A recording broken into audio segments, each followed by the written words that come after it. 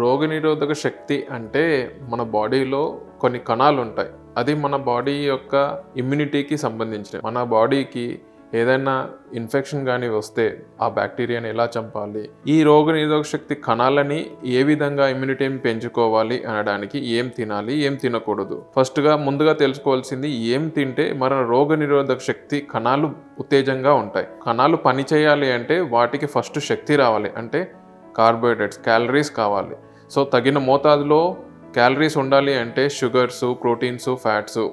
ఇవి కాకుండా ఆ కణాల్లో జరిగే కెమికల్ రియాక్షన్స్కి కావాల్సిన పదార్థాలని మైక్రోన్యూట్రియంట్స్గా అభివర్ణిస్తాం. సో ఈ మైక్రోన్యూట్రియంట్స్ లేకపోతే ఆ కణాల్లో జరగాల్సిన కెమికల్ రియాక్షన్ జరగకపోవడం మూలాన కణాలు ఉత్తేజంగా ఉండవు. అవి ఉత్తేజంగా లేకపోతే రోగనిరోధక శక్తి తక్కువగా ఉంటుంది.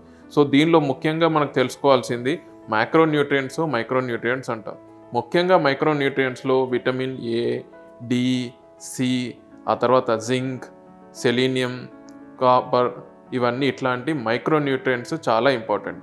ఇవి ఎందుకు ఇంపార్టెంట్ అంటే ఆ కణాల్లో కెమికల్ రియాక్షన్స్కి ఉపయోగపడే ఈ మైక్రోన్యూట్రియంట్స్ ఆ కెమికల్ రియాక్షన్ ద్వారా పెంపొందించే రియాక్షన్స్ యొక్క పరిణామాలు అవి ఆ కణాలకి ఇమ్యూనిటీ అంటే హెల్ప్ చేస్తుంది. అంటే ఆ కణాలు ఉత్తేజంగా చాలా బెటర్గా పనిచేయడానికి హెల్ప్ అవుతుంది.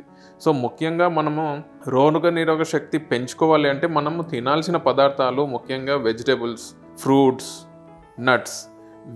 ఈ మూడిట్లలో మనకి క్యాలరీస్తో పాటు మైక్రోన్యూట్రియంట్స్ కూడా దొరుకుతాయి. రోగనిరోధక శక్తి పెంచడానికి ఏ విధంగా మనం ముందుకు వెళ్ళాలి, ఏ విధంగా మనం చేస్తే మన రోగనిరోధక శక్తి పెరుగుతుంది అనే దానికి ముందుగా స్లీప్, అంటే తగినంత సమయం మన బాడీకి రెస్ట్ ఇవ్వాలి. ఈ రెస్ట్ ఇచ్చిన టైంలో బాడీలో జరిగిన చెడు ప్రభావాలన్నీ ఏదైతే ఉంటుందో అవన్నిటినీ బాడీ రీజునేట్ చేసుకుంటూ ఉంటుంది.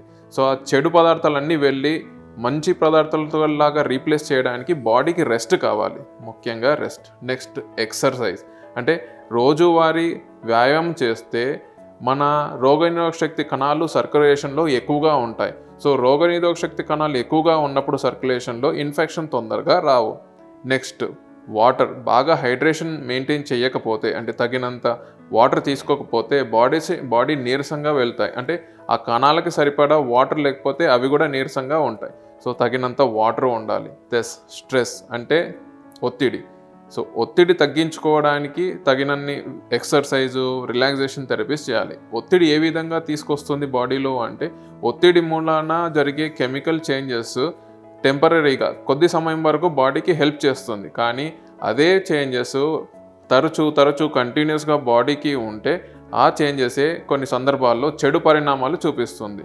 ముఖ్యంగా కార్టిసాల్ అనే ఒక హార్మోన్ రిలీజ్ అవుతూ ఉంటుంది. సో దీనివల్ల మన ఇమ్యూనిటీ దెబ్బతింటుంది. సో ఈ విధంగా స్ట్రెస్ని తగ్గించుకోవడం, స్లీప్ అడిక్వేట్గా ఉండడం, food, healthy life diet maintain చేయడం, ఎక్సర్సైజ్ చేయడం మూలాన మన ఇమ్యూనిటీని పెంపొందించుకుంటాం.